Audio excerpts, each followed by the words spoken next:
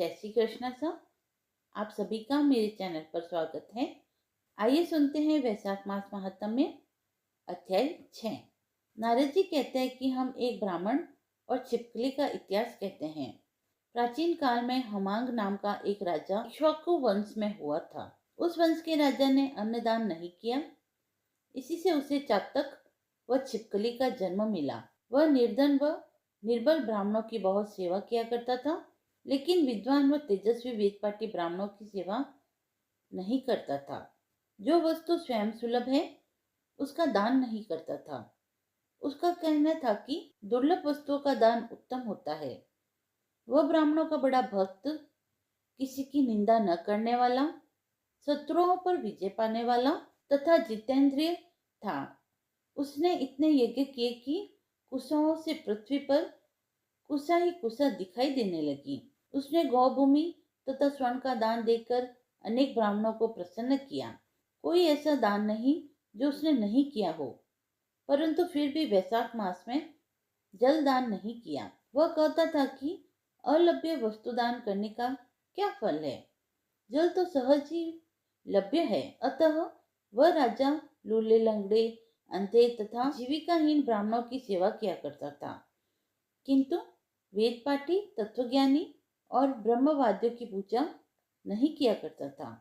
वह कहता था कि विख्यात ब्राह्मणों की सेवा तो सब करते हैं, अनाथ, अनपढ़, लूले लंगड़े और दरिद्रों की दुर्गति है और यही दया के पात्र है।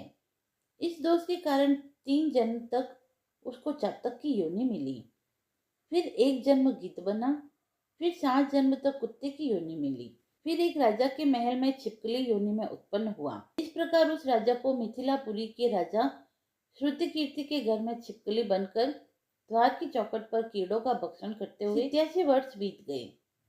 एक समय श्रुतिदेव ऋषि भूखे प्यासे दोपहर के समय मार्ग में थके हुए मिथिलापति के घर आए। ऋषि को देखकर राजा ने खड़े होकर उनका बड़ा आदर सत्कार किया, उनका पूजन किया और उनके चरण धोकर अपने माथे पर उस जल को छिड़का। देवयोग से उस जल की कुछ बूंदे छिपकली पर भी जा पड़ी। जल की बूंदे पड़ते ही उसको अनेक योनियों के जन्म का ज्ञान हो गया और वह हाय हाय करने लगा कि हे ब्राह्मण देवता, मेरी रक्षा करो, मेरी रक्षा करो।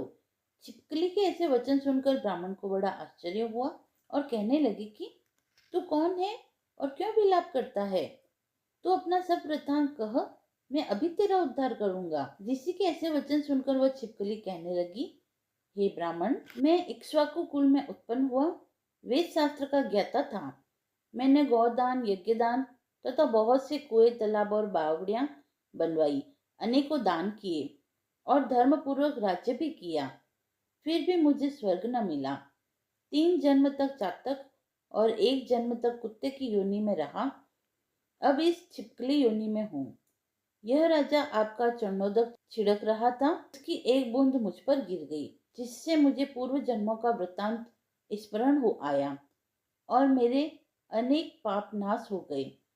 मुझको 28 जन्म तक छिपकली योनि भुगतनी पड़ेगी, सो मैं इन जन्मों से डरता हूँ। अब आप कृपा करके कहिए कि मेरी यह दशा कैसे हुई। तब ऋषि ने अपने ज्ञान चक्षु द्वारा सब कुछ जान लिया और कहने लगे कि मैं तुम्हारी बुरी योनि का कारण समझता हूँ। तुम ध्यान देकर सुनो। तुमने भगवान के प्यारे वैशाख माह में कभी जल दान नहीं किया। तुमने जल सुलभ जान यह समझा कि यह तो बिना मूल्य ही मिलता है और धूप व मार्ग के प्यासे ब्राह्मणों को जल दान नहीं दिया। महात्माओं की अवज्ञा इस लोक और परलोक दोनों में दुखदायी है। सज्जनों की पूजा ही धर्म, अर्थ, काम और मोक्ष देने वाली है। इस प्रकार बहुत से कर्तव्यों को नहीं देखते। जैसे मंद आदमी की संगति से कुछ फल नहीं मिलता, वैसे ही तीर्थ और मूर्तियों से भी तत्काल कुछ फल नहीं मिलता, परंतु महात्मा तो दर्शन मात्र से ही पवित्र कर देते हैं। साधु सेवा से कोई सज्जन दुखी नहीं होता। तुमने न तो जल दान किया, न साधुओं की सेवा की, इसी कारण तुम्हारी यह दुर्गति हुई। अब मैंने जो वैशाख पुण्य किया वह मैं तुझे देता हूँ, उसी के फल से तेरी शांति होगी। इससे तेरे भूत, भविष्य और वर्तमान तीनों काल के कर्मों के संस्कार दूर हो जाएंगे। यह कह ऋषि ने जल स्पर्श कर एक दिन के वैशाख स्नान का फल उसे दे दिया। जल के छींटे लगते ही वह सब पापों से मुक्त होकर दिव्य रूप और छिपकली का रूप त्याग कर ऋषि को नमस्कार कर आज्ञा लेकर स्वर्ग को चला गया और 10,000 वर्षों तक सुंदर भोगों को भोग कर इक्ष्वाकु वंश में ही महाप्रभावशाली काकुत्स्य नाम से उत्पन्न हुआ और 7 द्वीप पृथ्वी का राज्य करने लगा। कथा समाप्त हुई।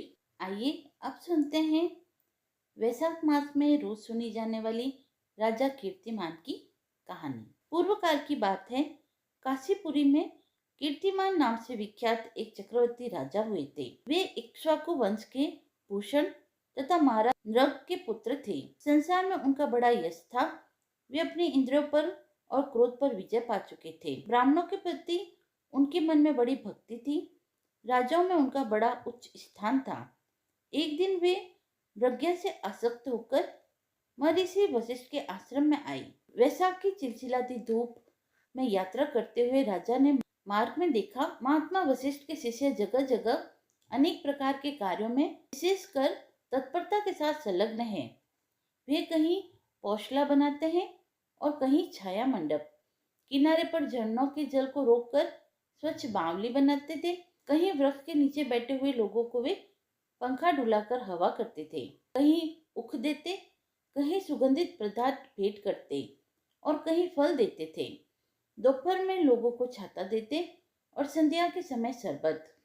कोई शिष्य घनी छाया वाले वन में झाड़ बुहार कर साफ किए हुए आश्रम के प्रांगण में हितकारक बालू का बिछाते थे और कुछ लोग वृक्षों की शाखा में झूला लटकाते थे। उन्हें देखकर राजा ने पूछा, आप लोग कौन हैं? उन्होंने उत्तर दिया, हम लोग महर्षि वशिष्ठ के शिष्य हैं। राजा ने पूछा, यह सब क्या हो रहा है? वे बोले, ये वैशाख मास कर्तव्य रूप से बताए गए धर्म हैं, जो धर्म अर्थ काम मोक्ष चारों पुरुषार्थों के साधक हैं। हम लोग गुरुदेव वशिष्ठ की आज्ञा से इन धर्मों का पालन करते हैं। राजा ने पुनः पूछा, इनके अनुष्ठान से मनुष्य को कौन सा फल मिलता है? किस देवता की प्रसन्नता होती है? उन्होंने उत्तर दिया, हमें इस समय यह बताने के लिए अवकाश नहीं है। आप गुरुजी से ही यथोचित प्रश्न कीजिए। वे महायशस्वी महर्षि इन धर्मों को यथार्थ रूप से जानते हैं। शिष्य से ऐसा उत्तर पाकर राजा शीघ्र ही महर्षि वशिष्ठ के पवित्र आश्रम पर गए, जो विद्या और योग शक्ति से संपन्न था। राजा को आते देख महर्षि वशिष्ठ मन ही मन बड़े प्रसन्न हुए। उन्होंने सेवकों सहित महात्मा राजा का विधि पूर्वक आतिथ्य सत्कार किया। जब वे आराम से बैठ गए तब गुरु वशिष्ठ से प्रसन्नता पूर्वक बोले, भगवान, मैंने मार्ग में आपके शिष्यों द्वारा परम आश्चर्यमय शुभ कर्मों का अनुष्ठान होते देखा है, किंतु उसके संबंध में जब प्रश्न किया तब उन्होंने दूसरी कोई बात न बताकर आपके पास जाने की आज्ञा दी। उनकी आज्ञा के अनुसार मैं इस समय आपके समीप आया हूँ। मेरे मन में उन धर्मों को सुनने की बड़ी इच्छा है, अतः आप मुझसे इसका वर्णन करें। तब महायशस्वी वशिष्ठ जी ने प्रसन्नता पूर्वक कहा, राजा, तुम्हारी बुद्धि को उत्तम शिक्षा मिली है, अतः उसने यह उत्तम निश्चय किया है। भगवान विष्णु की कथा के श्रवण और भगवत कर्मों के अनुष्ठान में जो तुम्हारी बुद्धि की आत्यंतिक प्रवृत्ति है, यह तुम्हारे किसी पुण्य का ही फल है, जिसने वैशाख मास में बताए हुए महाधर्मों के द्वारा भगवान श्री हरि की आराधना की है। उसके उन धर्मों से भगवान बहुत संतुष्ट होते हैं और उन्हें मनोवांछित फल प्रदान करते हैं। संपूर्ण जगत के स्वामी भगवान लक्ष्मीपति समस्त पाप राशि का विनाश करने वाले हैं। वे सूक्ष्म धर्मों से प्रसन्न होते हैं, केवल परिश्रम और धर्म से नहीं। भगवान विष्णु भक्ति से पूजित होने पर अभिष्ट वस्तु प्रदान करते हैं, इसीलिए सदा भगवान की भक्ति करनी चाहिए। जगदीश्वर श्री हरि जल से भी पूजा करने पर अशेष कलेश का नाश करके और शीघ्र प्रसन्न होते हैं। वैशाख मास में बताए हुए ये धर्म थोड़े से परिश्रम द्वारा साध्य होने पर भी भगवान विष्णु के लिए प्रीतिकारक और शुभ होने के कारण अधिक व्यय से सिद्ध होने वाले बड़े बड़े यज्ञ आदि कर्मों का भी तिरस्कार करने वाले हैं।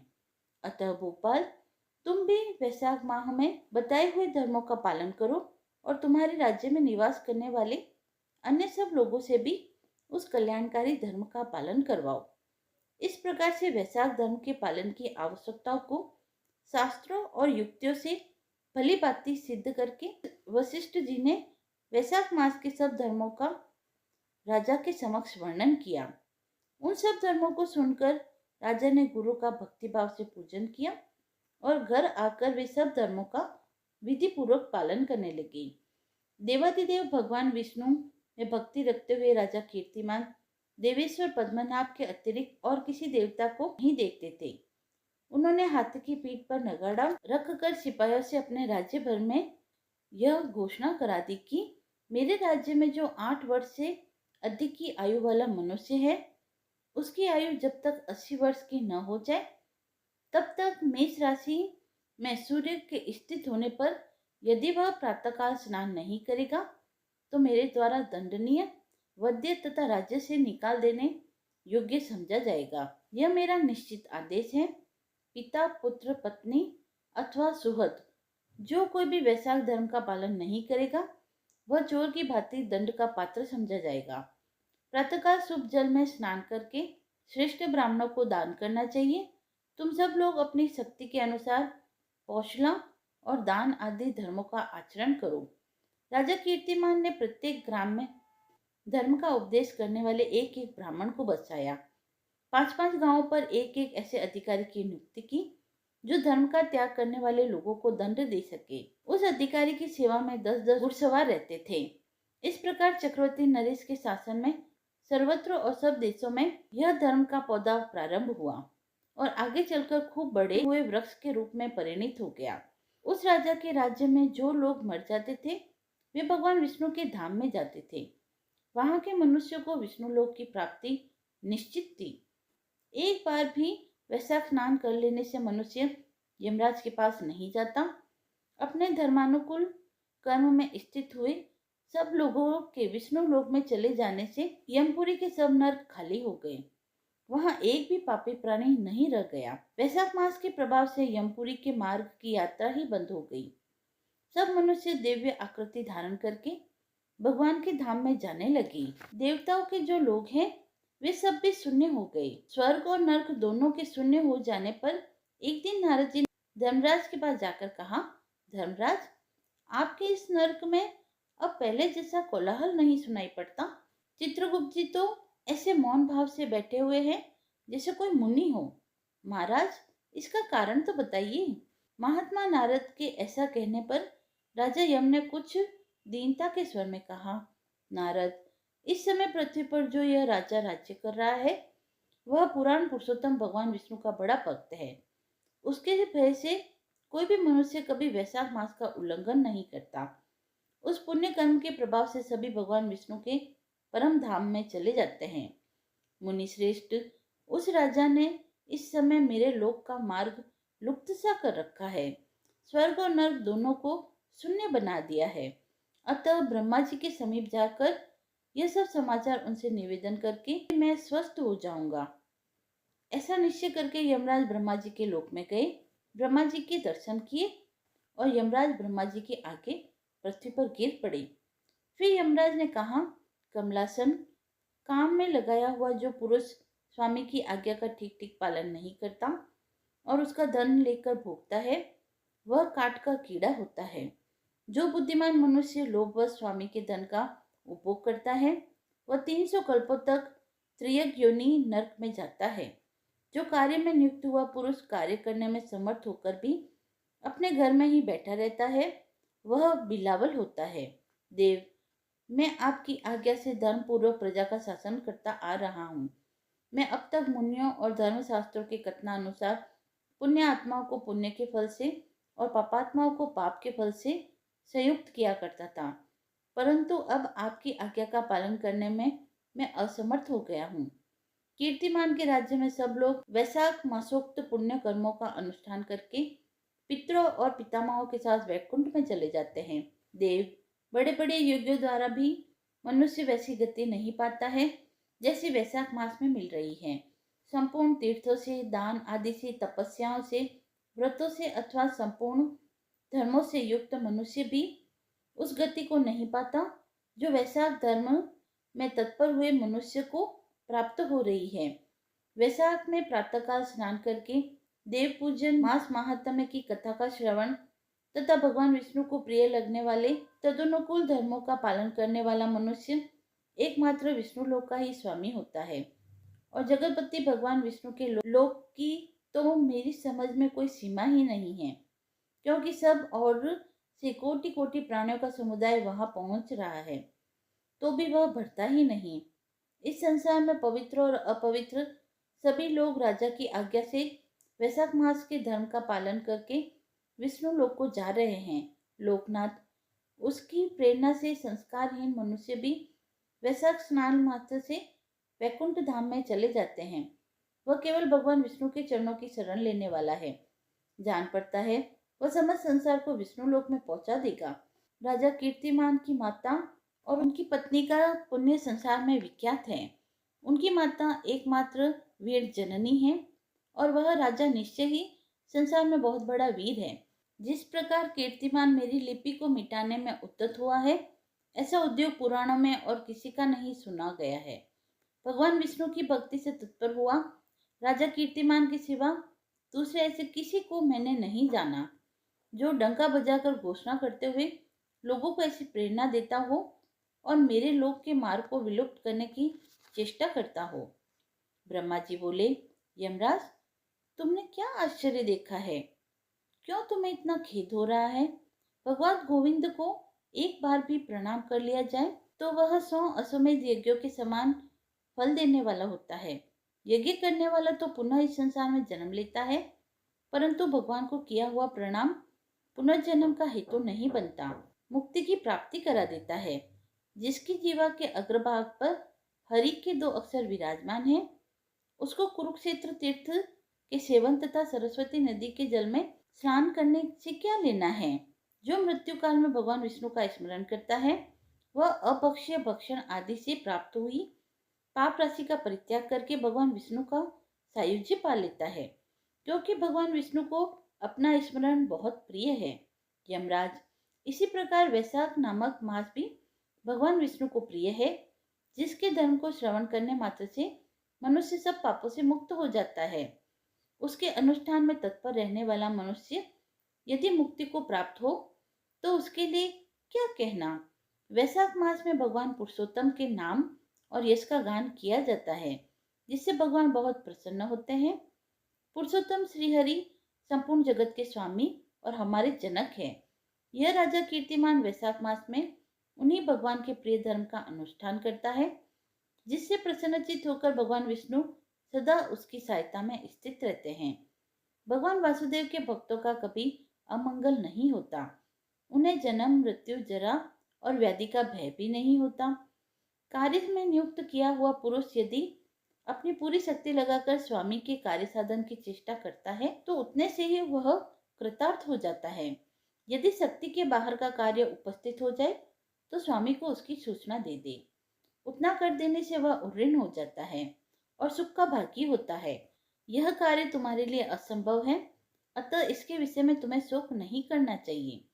ब्रह्मा जी के ऐसा कहने पर यमराज ने दीनवाणी में कहा, तात, मैंने आपके चरणों की सेवा से सब कुछ पा लिया है। तब ब्रह्मा जी ने पुनः समझाते हुए कहा, धर्मराज, राजा कीर्तिमान विष्णु धर्म के पालन में तत्पर है। चलो हम लोग भगवान विष्णु के समीप चले और उन्हें सब बात बताकर पीछे उसके कथना अनुसार कार्य किया जाए। वे ही इस लोक के कर्ता, धर्म रक्षक और नियामक हैं। इस प्रकार यमराज को आश्वासन देकर ब्रह्मा जी उसके साथ क्षीर सागर के तट पर गए। वहां पर उन्होंने सच्चिदानंद गुणातीत परमेश्वर विष्णु का स्तवन किया। ब्रह्मा जी की स्तुति से संतुष्ट होकर भगवान विष्णु प्रकट हुए। यमराज व ब्रह्मा जी तुरंत ही उनके चरणों में नतमस्तक हो गए। तब भगवान विष्णु ने मेघ के समान गंभीर वाणी में उन दोनों से कहा, तुम लोग यहाँ क्यों आए हो? ब्रह्मा जी ने कहा, प्रभु, आपके श्रेष्ठ भक्त राजा कीर्तिमान के शासन काल में सब मनुष्य वैशाख धर्म के पालन में संलग्न हो आपके अविनाशी पद को प्राप्त हो रहे हैं। इससे यमपुरी सुनी हो गई है। उनके ऐसा कहने पर भगवान विष्णु हंसते हुए बोले, मैं लक्ष्मी को त्याग दूंगा, अपने प्राण, शरीर, श्रीवत्स, कौस्तुभमणि, वैजंती माला, श्वेतदीप, वैकुंठ धाम, क्षीर सागर, शेषनाग तथा गरुड़ जी को भी त्याग दूंगा, परंतु अपने भक्त का त्याग मैं नहीं करूंगा। उन्होंने मेरे लिए सब भोगों का त्याग करके अपना जीवन तक मुझे सौंप दिया है। जो मुझ में मन लगाकर मेरे स्वरूप हो गए हैं, उन महाभाग भक्तों को मैं कैसे त्याग सकता हूँ। राजा कीर्तिमान को इस पृथ्वी पर मैंने 10,000 वर्षों की आयु दी है। उसमें से 8,000 वर्ष तो बीत गए।